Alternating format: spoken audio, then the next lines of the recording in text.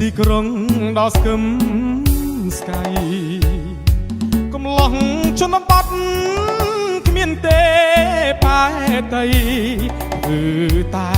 ស្រែលើដីស្បែកខ្មៅត្រូវថ្ងៃរាប់ខែស្ដាប់ពាក្យប្រដៅ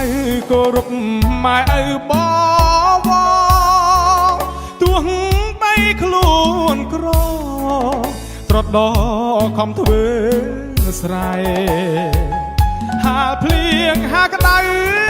ខោអាវជាប់តែស្រងាហូបតែក្តាមខ្យងបងស្រែ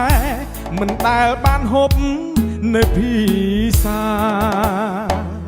ពេលចង់ស្ដាប់ភ្លេងឮតែសំឡេងចាប់យំក្រោមថ្នោតរងំលីនឹង